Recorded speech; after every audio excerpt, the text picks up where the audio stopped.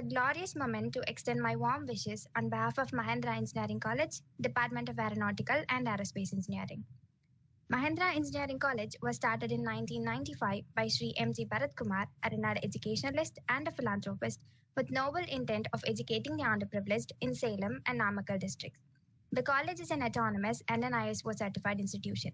The technical knowledge imparted to the students is complemented by imbibing interpersonal skills and spirit of entrepreneurship that makes them competitive enough to face the global challenges and emerge as achievers. Now I invite Dr. C. Tavamani, Head of the Department of Aeronautical Engineering, to give the welcome address. Thank you, Nivita. Good morning to one and all present here. I'm happy to invite you all to the Mahendra International Lecture Series in the topic Unveiling the Future Trends in Hydrogen-Powered Aircraft. On behalf of each and everyone, I'm happy to invite our Chief Guest cum resource person, Dr. S. Manoj Matthias Shekhar, Senior Research Engineer Grade 1, Energy Research Institute, Nanyang Technological University, Singapore. Thank you for accepting our invitation, Mr. Dr. Manoj sir. Welcome, sir. I extend my warm welcome to our Aerospace HOD sir, Dr. Subramaniam, for this seminar. I would like to invite the event coordinator, Mr. Vinod AP of Aeronautical Engineering, for conducting this event in successful way. Finally, I would like to welcome all the faculty members and the students from Aeronautical and Aerospace Engineering for this MILES series. Thank you. Thank you for the opportunity given.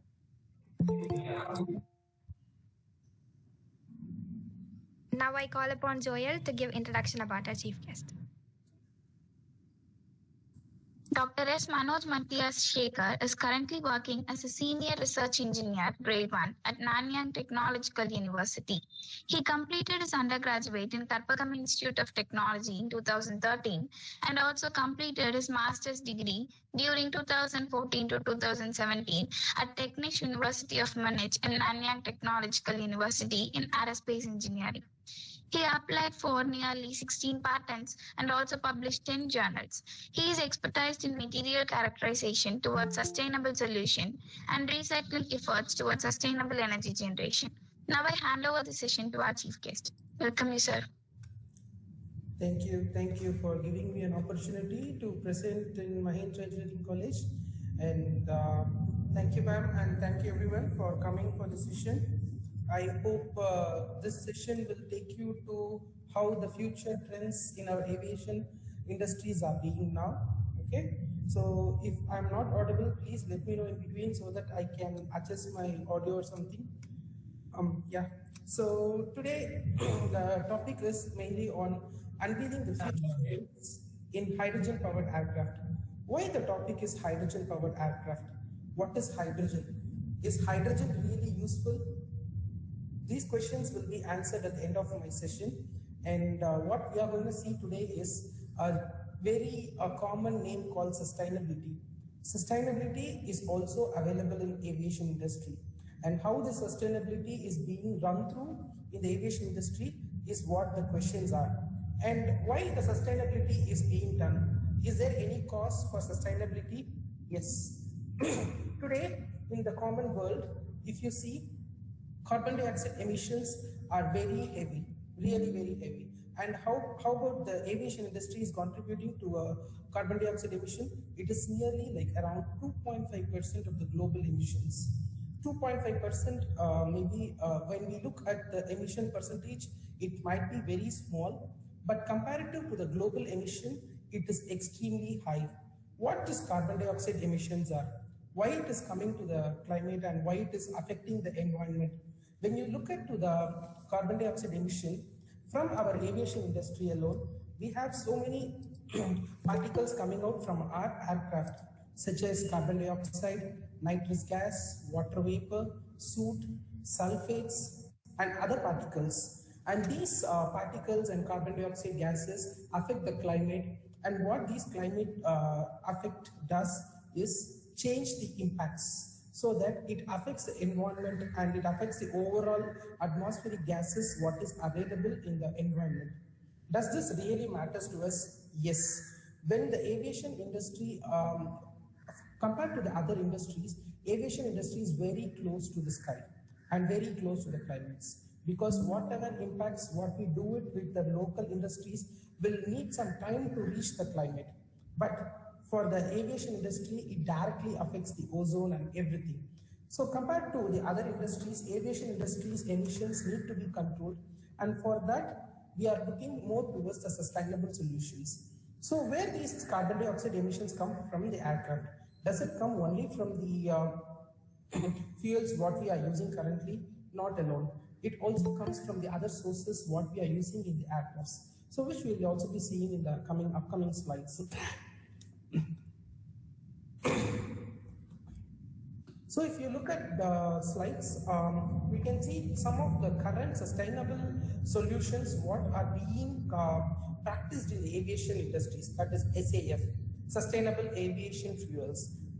These are actually very common now in the aviation industries, but when you say sustainable aviation fuels, does it really reduces the carbon dioxide emission? No, it really doesn't reduces the carbon dioxide emission. There are a mild percentage of reduction compared to the normal fuels what we are using, but still there are some carbon dioxide emissions coming out even from the sustainable aviation fuels. What are these sustainable aviation fuels? These are nothing but synthetic fuels, like what we are getting from cow dung, leftover foods and everything. So these synthetic fuels and biofuels contribute to the sustainable aviation fuels. So these are something called biodegradable. Biodegradable are the fuels which contribute to less effect to the environment, but they doesn't mean that they do not entirely reduce the impacts. There are some impacts which are from the sustainable aviation fuels. So these results in loss of CO2. And when you see, there are so many sources in the current world which are contributing towards the biofuels and the synthetic fuels. So these are some of the components are like animal feces, leftover foods, bacteria, potatoes, and some of the used plants and trees, waters, and everything. These are some of the contributors towards the biofuels. According to the aviation fuel, the standards, there is no change to the infrastructure or equipment. That is like currently in the aircraft, we no need to change any components in the engine to use these SAF, that is the sustainable aviation fuels. But does this affects the aircraft performance? Yes. These sustainable aviation fuels does not really produce the efficiency of the current used aviation fuels. So the current aviation fuels might be like 80 to 90% of the efficiency, but the sustainable aviation fuels, because they are biodegradable, they are not very much competitive to the conventional turbine fuels. So they are nearly like 40% 40% of efficient compared to the conventional turbine fuels. But they are really very helpful in basis of social, economic, and environmental progresses, so that they reduces some certain amount of carbon dioxide emission, that is the greenhouse gas emissions to the environment. So we keep on talking about environment. So currently the world is facing a very dangerous effect of carbon substitution, that is like reducing carbon dioxide in the environment. Do we really need to reduce the carbon dioxide? Does it really affect the environment? Yes, it is really affecting the environment to an extreme condition, due to which we are facing an extreme climate change and other kind of processes. So the alternative towards these fuels and these engines are hydrogen. So hydrogen doesn't really help in providing that much of power, because the aviation fuel is producing certain amount of energy from the fuels. So these fuels produce a mass of heat to propel the aircraft for thrusting. So if we are replacing current conventional fuels, that's the smallest atoms, because hydrogen being the first one in the chemical table, periodic table, will be able to propel the aircraft with certain amount of payload. Yes, that is what the commercial people are working on, and others is being working on it with the test beds, and also there are certain aircrafts which are being tested for 200 to 300 packs of people to just do for a commercial aircraft, which I will show you certain examples in the upcoming slides as well. Why are we moving towards hydrogen? Why there are helium, there are other kind of gases? Why are we mostly moving only towards hydrogen? The question and the answer is very simple. Hydrogen being a lightest atom, it can be used anywhere. And the second important thing is the amount of energy used by burning or converting into other form is really high compared to a battery. Like currently, lithium-ion battery is the one which is having high energy density. What is high energy density is you can store certain amount of energy in the battery and you can utilize it whenever it is needed. So this hydrogen can be very efficient compared to even the lithium-ion batteries. That is why now more scientists are working towards hydrogen as an option. Another important application of hydrogen is the general EV cars. EV cars nowadays, if you see, it is not only being topped up with lithium-ion batteries, like charging the batteries. Nowadays, they are working towards topping up the hydrogen gases inside the EV vehicles to run the cars. It's a really environmental friendly because these hydrogen gases, when they even burn, they just left over as oxygen, like they just come out the oxygen, and there is no leftover, like any kind of carbon or anything will not be coming out from it. So it is really very environmental safe, and there are no emissions, as I was mentioning. These hydrogen burns only in the presence of oxygen, and it just goes off, even if it just goes back as hydrogen.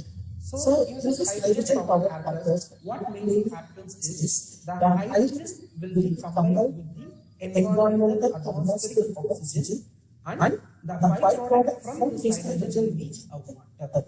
So water is definitely not an issue to the environment. It can be used, utilized, and whatever you want, we can use with the water. So that is why more people are now working towards hydrogen. How the hydrogen is being produced? Hydrogen is being produced from the water as well. So by splitting up the water is nothing but hydrogen and an oxygen. So 2 parts of hydrogen and 1 part of oxygen. So we split these hydrogen and oxygen using an electrochemical process. The hydrogen will be stored in the form of hydrogen, gaseous hydrogen, and solid hydrogen. So these 3 types of hydrogen forms can be used for different applications. Which one is suitable for the aircraft? Probably it's a liquid hydrogen and a gaseous hydrogen.